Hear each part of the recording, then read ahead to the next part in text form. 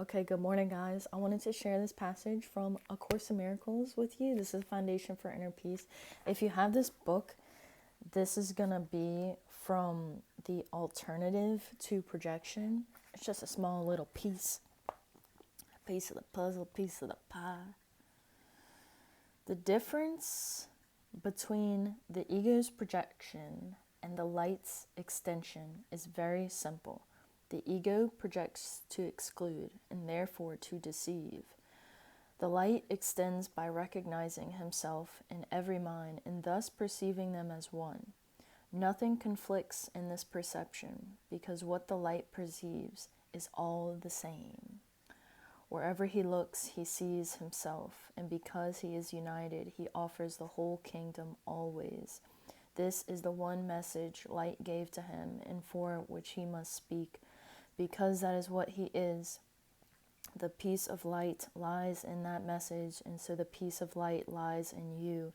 The great peace of the kingdom shines in your mind forever, but it must shine outward to make you aware of it.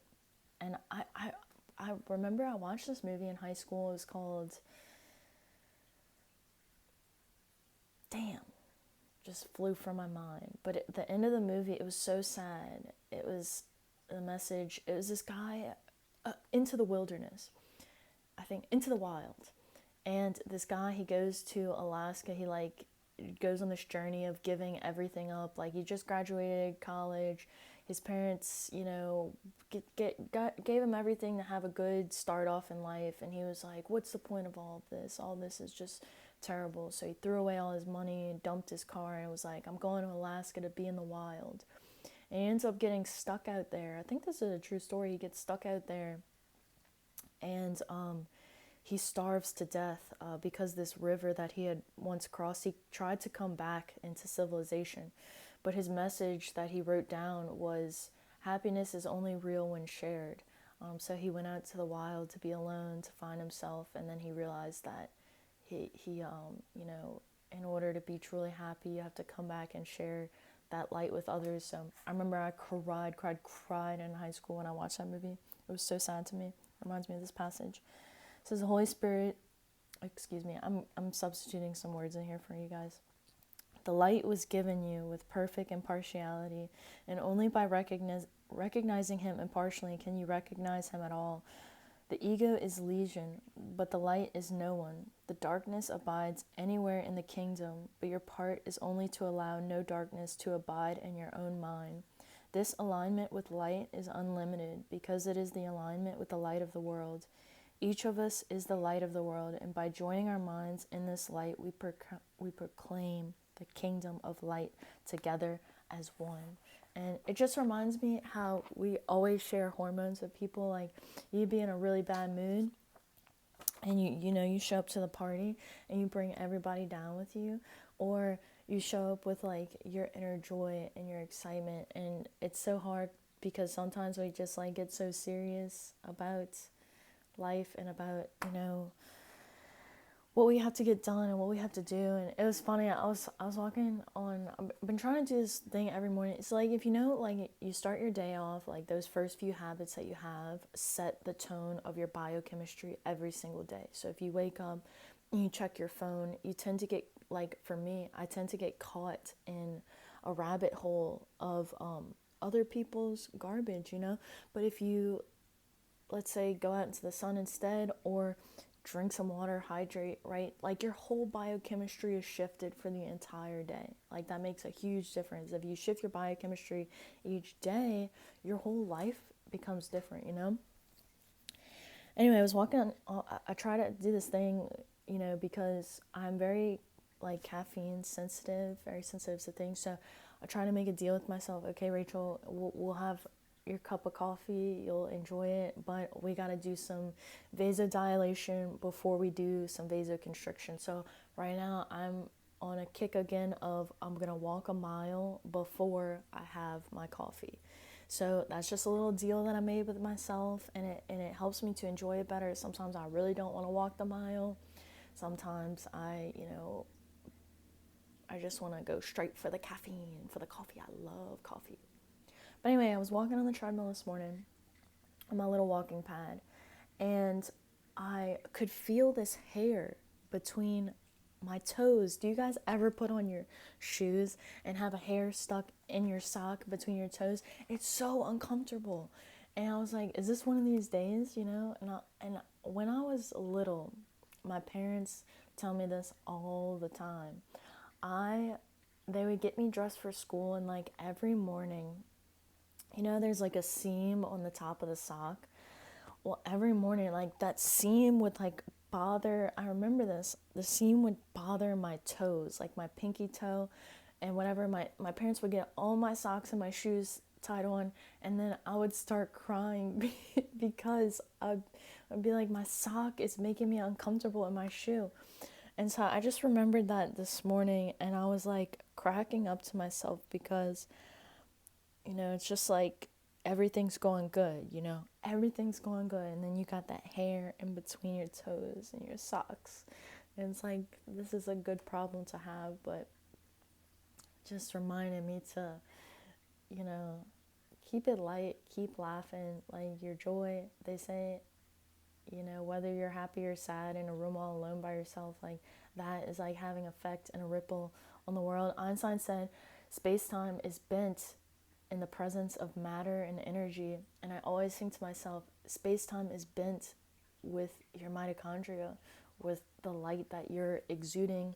Also, one thing else I was looking at yesterday, because I'm in this class, and it was talking about tyrosine derivatives. And if you don't know, tyrosine, one of the essential amino acids, right? All these essential amino acids, they break down to make proteins in the body, and then that makes our skin, it makes our hair, our nails, it makes, you know, everything in the body is made from the genetic code, the amino and fatty acids. And so I was looking at how important tyrosine is for melanation within the skin. This is something that Jack Kruse talks about a lot, but I went through when I was going through a difficult time in high school and into college. I noticed, now looking back, hindsight is always 2020, they say. Looking back, I was so pale. And when I would go out into the sun, like I remember this one time in particular, I was in college, and my friend said, hey Rachel, do you want to go on top this rooftop pool in this apartment and we'll tan? And we went at like 2 p.m., bright sun, and I put tanning oil on, and I have never burned so bad in my whole entire life.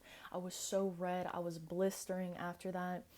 And like years later down the line, did I not realize that like our food contributes to how we're able to take in the solar energy in this melanation cycle, right? Protecting us from the sun, but also being able to use the energy for this of the sun as fuel instead of just burning, right? So I had a really poor diet filled with fast foods, things like Smoothie King, Panda Express, Chick-fil-A.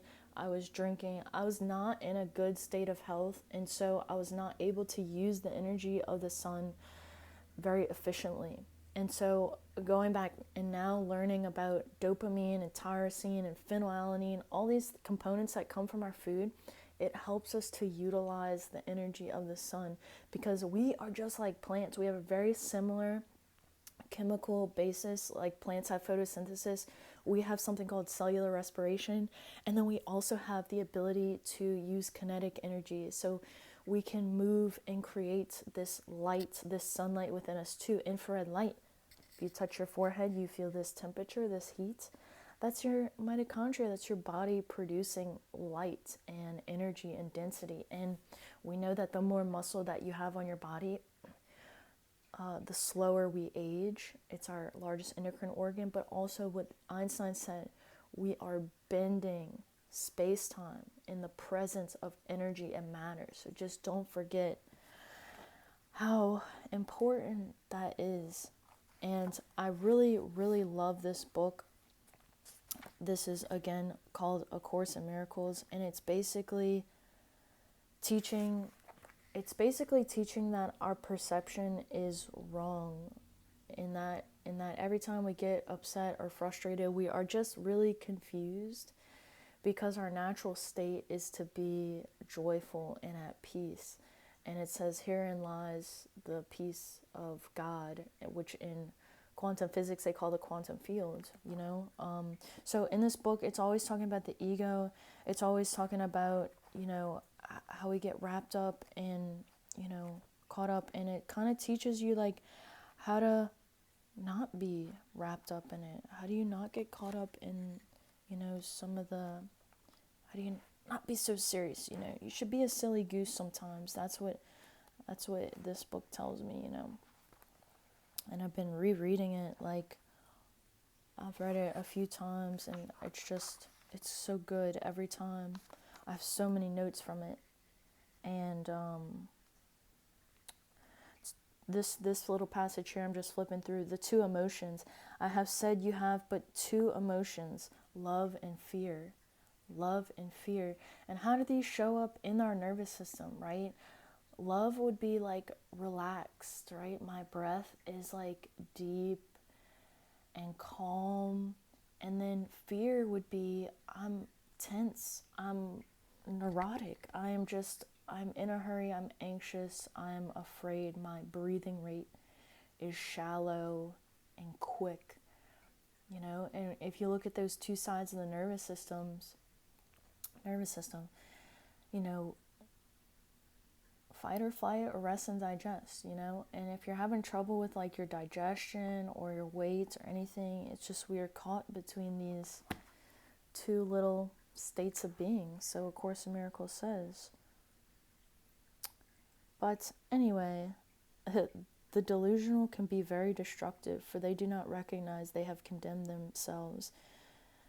It's so beautiful. You have but two emotions, yet in your private world you react to each of them as though it were the other. For love cannot abide in a world apart, where when it comes it is not recognized. If you see your own hatred as your brother, you are not seeing him. Everyone draws nigh unto what he loves and recoils from what he fears. And you react with fear to love and draw away from it, yet fear attracts you, and believing it is love, you call it to yourself. Your private world is filled with figures of fear you have invited into it, and all the love of your brothers offers you, you do not see. As you look with open eyes upon the world, it must occur to you that you have withdrawn into an insanity. You see what is not there, and you hear what makes no sound. Your manifestations of emotions are the opposite of what the emotions are. You communicate with no one, and you are as isolated from reality as you were alone in all the universe. In your madness, you overlook reality completely, and you see only your own split mind everywhere you look.